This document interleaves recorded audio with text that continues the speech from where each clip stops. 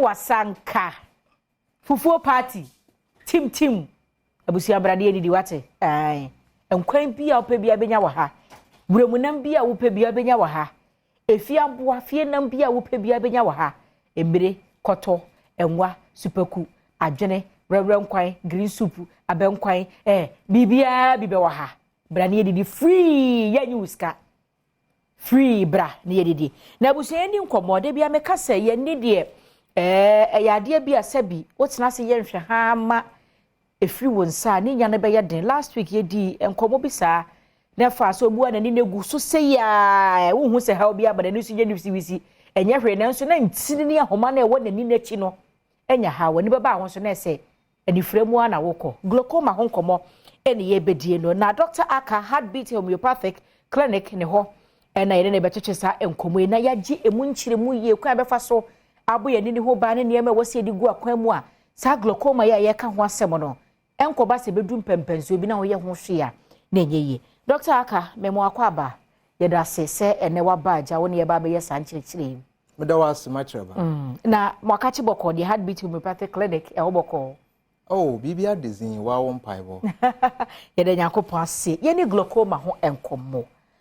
edi ne so do obi ni ma na se yare ye ani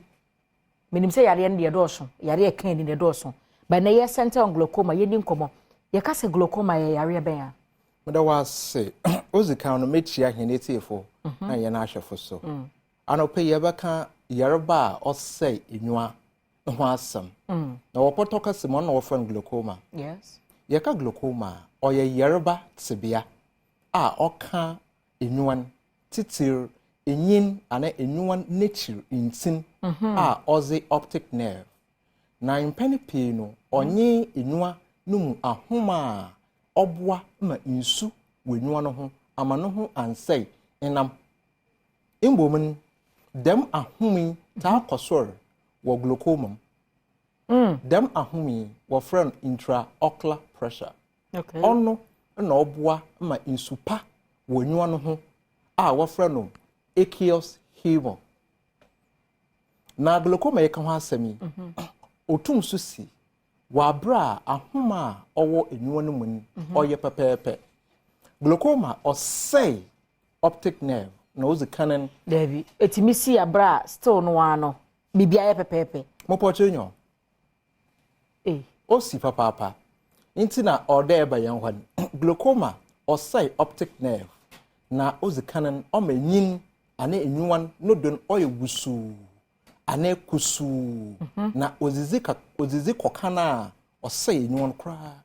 inti se bisam glaucoma ninchi man pocho ono na mzabo won glaucoma yi eden ne kofa ba me da wase glaucoma no enzama otwetweba no otum okaye de pressure na wenwo no mun okosor intraocular pressure otum okosor for no reason bi yo so a obi ana wenya eye infection na eye infection no so dem eke no do so bebre ibi ho so onte dem ibi yo ho a wenya injury to the eye obi ana bibi etwen anade wenya burns anade ye fra bibi post ocular surgical operation ni nyinara no otum twetwe glaucoma ozeba until you want to wear surgery bi o so okay surgery na nenyo no oba si so okay na enwa no mbakra okra yes asebo yenhwati eden sunsanso na bedadi bema mani aba me ho so se me yenya glaucoma e bi na matu anamo very good so glaucoma ozikanen centuries ni binyi ye ya basunsanso no do sunsanso bono do sere hwekanze a ebom de circle wa ba wo enwa no do set light wo ho na me hwe light no na se bi hu se ring gas circle bi wo mani so ebi ompo asymptomatic obi o show symptoms bia sign bia nkyere se o eni ho yare very good obada wa sorry ebo ne nyu no ho azie ahwe ne ya ebo no ozizi koka na obenya total vision loss ebi o ho so aneze no osora na so rehwe aza ohu bibi de intentan wonyo odo oyen kaibo ebi o ho so a oye ohu colors as a rainbow colors yes ebi so neze no oya nitir odwanama se wo ho na wutiri ta pow zinzanzana obotum wakaba ne de ere nya glaucoma ena bia mo so painkillers asem oho ena bia mo no so obi wo ho a enyuwa nkosua ana ntiefo na nkasa so aye num odwan oye ne yew wani kosua no potonyo etimi ye wo hene ya na ye wo ya oye wo yew papa no so ode ekọ na kwahwe enyuwan ebi wo so on to them ye fra bibi tunnel vision so what tunnel vision na no chede say as in osi wanyima etum ehu na emom ne intention benkum enyimfa no oye entan hu site liye ono no ye nkaibo there enya glaucoma ebi ho mpo ho a no bodo funen na no bodo taa funen a ebo ne efika ho no so oye nkaibo there enya glaucoma na mo twato a isbo hu de obi o glaucoma ono ye de nenyuan ota obir oye gan baka de sebio te frache obi a waka ye jara stafara hwan ebi en ne ayeko oh yes ye wi symptoms nso inti ono na we yakan susan so bonen onenyi senya glaucoma na ampe hwasam papa anka empen pii no enwon osekra na obi biara nyi obotum wire magic me enwon wasan so wa come back to normal bie mo no so oma empen pii no ye fra bibi decrease visual acuity na oche de enama etum epro azibi se wonyuma ehu ebotum epro abofom epro ho anesu mpo de gata ho na eretra etum ebofom obi enso mu a ebotum abofom nti na oche de enhuaze papa enhuaze be de 50% na oye mo ya tetenyi angle closure glaucoma na wo me no yakado bi wo angle closure glaucoma na oche de mpakro no impene pi no ohwa obetete de enwo no aye oye ne yo kakra efi obadabo so no huaze nti obakekam yimpambro na wonye na to ambulance m wonye no kwa asipiti ono a medical emergency sebi to fracture odo was sekan was a ka wonyu no onye de mobako off nti eyi na yebon tofa oye se nzamabona obotum wato se nya anu papa mfanka na se we bi ni yade ahodo bi a mo hye ewo eye Heatbeat Homeopathic Clinic hodom okay diemwe so obi was a how bi no oba hodom a kwan be na mo fa so a mo treati mo hwe no madawa se matraba se obi ba Heatbeat Homeopathic Clinic medana eba mama homeopathic remedy mapa na mo tinyi ehu de onye de be na na se glaucoma we glaucoma edro je minye bida Sunday ode mutu mo hwe wo iris me hwe wo people because ono na connect ozema wo lens ehu a ansa na retina wa me hu aze nti ode mu do mesuko na mu hu de okay wasn't wa optic nerve but wa ka them eye vessels nti ehwo ni nyina no ye phrase bi miasm say treat nyimpa ye obi your block ono na osiw treatment no kwan nti ode etum clear off them block no from miasm no ansa na monsa aka yarban nti eba ma clear the miasm ezaman keten wade de ezinyina ma clear fio na monsa aka glaucoma no that is the optic nerve no ho touch man na mabo wopoto kasa makaka mutum aka kan wani that homeopathy has more remedies that are natural, side effect free in its medicine bank for the treatment of this particular condition. Inti say glaucoma as a cributuma is abo ho ofie onenyi as one every 7 yen say obi pese oba mo ho am location na contact bi a obefre okay answer na me location but to no nkofo pin wo glaucoma na da menzemen oda woye onenyi say ezi infi edonan from 40 years rekonaze mo pocho bomozin papa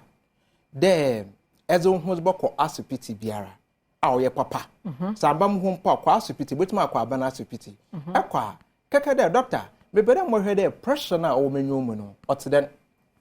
ofan intraocular pressure na say after 40 ni brano what's o check yes okay because risk factors no age ka ho yes okay it's 40 years no kutsenze ofimbero tumbero no ode etum ka check wenwa bie mo no so sere to ahwehwenwa de wuzi ye she na asha mo pocho chiremi po to na hwehwenwan de oh okay ame no ade si menyima muhu obi wo obi ho muhu da maze na so we chira muhu ne ye nti obohu mo do ozema okay na nzema bi so wo ho a glaucoma onde ye onenyi mo pocho so wonua no don o hya ase de ore kokowa a me nke gina biebi nto eduru mfo ngwo no no bie mo no so computer ayetina ni mu bebre no mobile phone orizi henya papa nti se eta hwe phone do na enyi wenua na mo phone n sabieta frache obaka wa brabo ho na control wa mo pocho be glaucoma yep hwe location and the contact no mo wan kran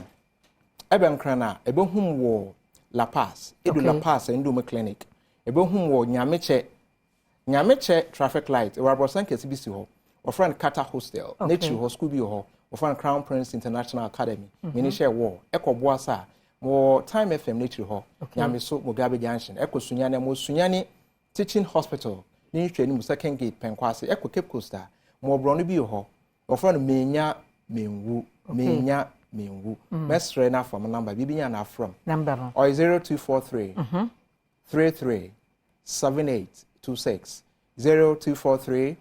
33 78 26 and then another number 0541 152 443 0541 152 443 Dr. Aka yeda sepa Dr. Aka no Heatbeat Homeopathic Clinic and na wo free buy glaucoma honkomo wani ho hawo and ya bedi mu commercial number na da screen so no why nkoto space bi an shekeke media ye anti blue light no kan na wo hana no woden ye hwe phone so dodo ye hwe computer so dodo nti obo wadi ho ban ti wo kwa na madi nkomo bi ye tete saa na wo hu ne de hia wo de bema wo enti Dr. Aka ya free Heatbeat Homeopathic Clinic and na twetwe ye ni ho enkomo na busua ye dan ye ho aba nkomo twetwe ne bi aka chi na ma mefa wei